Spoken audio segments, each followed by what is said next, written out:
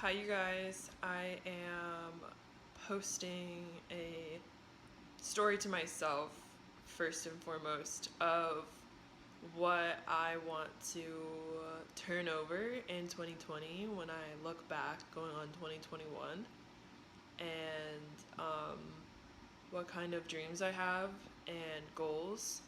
I really haven't given myself permission maybe to dream or take on more specific goals, and rather than just kind of general, like I want to feel better, I want to be healthier, I want to be happy, I want to be around my family more, make more friends, more like general goals. And those are always helpful. I want to take you with me today as I try to come up with some more specific dreams I have for myself. So I'll take you with me today and enjoy.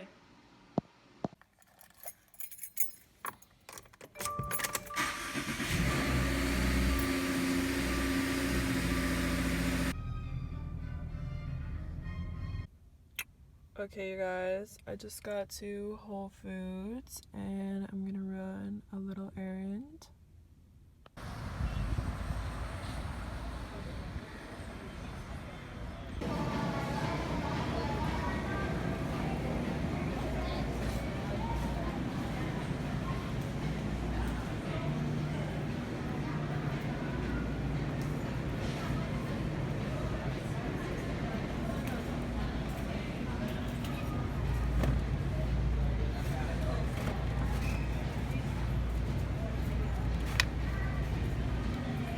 I ended up getting a celery juice, a 69 celery juice as well, and we're gonna drink that now. So we finished her off. It was pretty good. I'm used to like drinking things or taking supplements that don't always taste to my palate, but it tasted fresh. It was good. Running another errand here at FedEx. I don't own a printer, and so I have to print off a return label, which is super annoying, and definitely a goal for 2020 is to be more mindful of things I order online. So actually, they're closed. Just kidding. Hey you guys, I'm back. Have just finished watching some YouTube videos. The last video I watched was a TED Talk on the imposter syndrome, and it really touched me.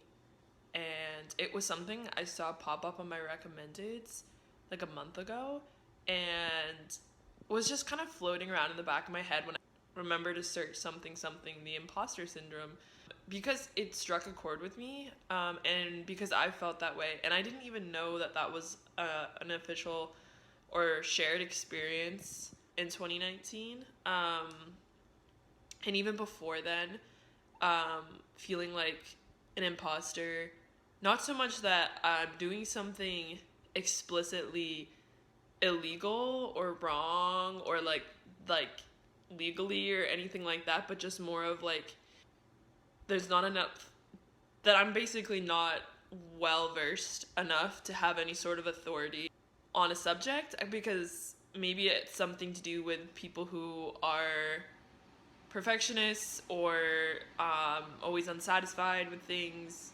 perhaps in their childhood looked up to their parents or a role model or an adult in their life as a superhero and as perfect, or had this kind of skewed idea of what it meant to be a successful person or someone in who could wield a position of authority, who had some credibility to their word and their opinion. In terms of setting goals, I think I mentioned earlier that I've shied away from being specific or really going for something. And I think it partly has to do with the imposter syndrome. I'm deserving of some amount of authority, like for the time I put into things and for like my own opinion, like it has value, and I don't need to just freeze and stop and be like, well, until this changes, until I don't feel this way, until I feel like I do have some authority, I shouldn't speak out on things, or I should just like yeah, freeze and not kind of continue and just keep the ball rolling and see, what can I make of this even if I am feeling this way? Is there still something I can make of it? Because the answer is always yes. Obviously, it's your discretion and like which way you want to expend your energy, but the answer is always yes. Especially like that's the conclusion that the TED Talk arrives to. A lot of his marriage, his startup, like being an entrepreneur, doing things that were different, he kept kind of wanting to rebound back to, like someone's gonna knock on my door and be like, you need to get a real job, you need to start wearing a suit, you need to, you're dating, so you're married to someone out of your league, and she's gonna wake up someday and say, like, I never agreed to any of this. Like, this is craziness. How did you ever go along with this? But he's also aware that these major events in his life that he's felt that way around, like, he hasn't been alone, and it's also been super important for him to keep going.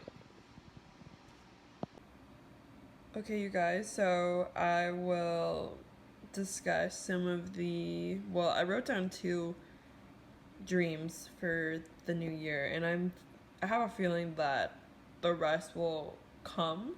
I just wanted to talk about some of what I had written down for 2020. I broke it up into 2 sections. I know I said I wanted to be more specific, but I kind of start broad and I narrow in, so this is where I'm starting. So the first one is I have an ongoing respiratory illness.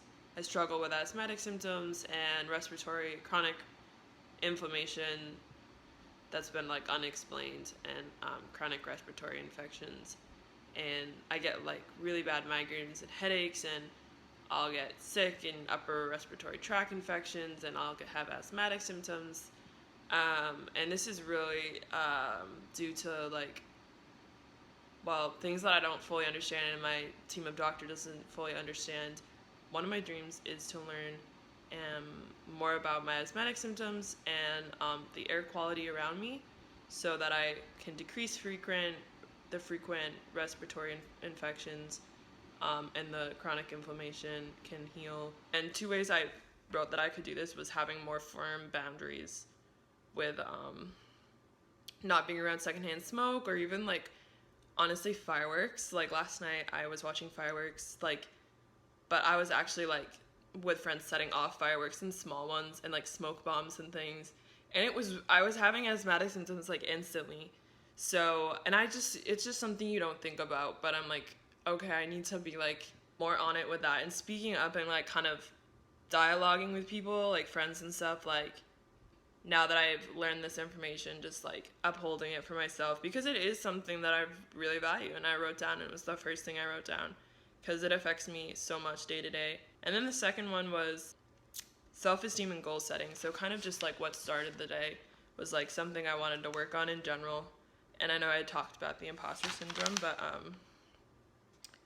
yeah, finding reasons to finish things, to not freeze, to like continue, and having compassion and patience for myself, I feel like is, besides just like continuing, like I feel like what helps me continue is compassion and patience, and kind of being like, okay, I might feel like this, but it's okay, like I'm doing enough, and like there's so much that I can find out from the situation and give and receive, and like it doesn't have to be like perfect. Even if I feel like an imposter, it doesn't mean it's the end or whatever. I can build some self-esteem and like keep going and like start new things and finish them.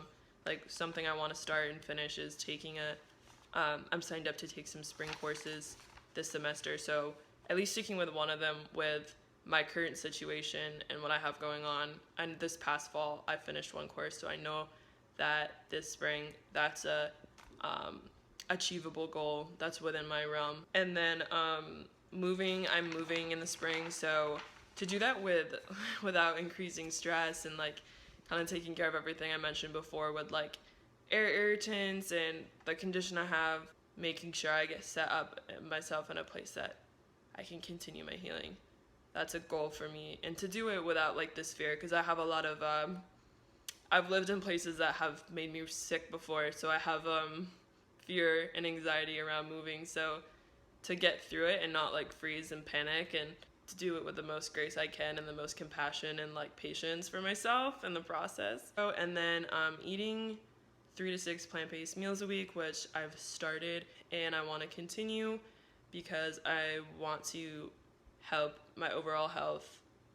The last one I wrote so far is just stay connected to my life with journaling, and potentially I'm thinking with vlogging, but we'll see. I definitely have a history of journaling. I've been journaling since I was 14. The last 4 years or so has been almost every day. I think vlogging could be a cool way to kind of extend my journaling, which I've always wanted to like dialogue with people off journaling, but I haven't found the right outlet, so maybe YouTube is it. Anyway, Happy New Year, you guys, and let me know what you come up with, like if anything resonated with you. This is mostly for me, but I also welcome you. So happy 2020, and I hope this new year brings a lot of good for all of us. Ciao.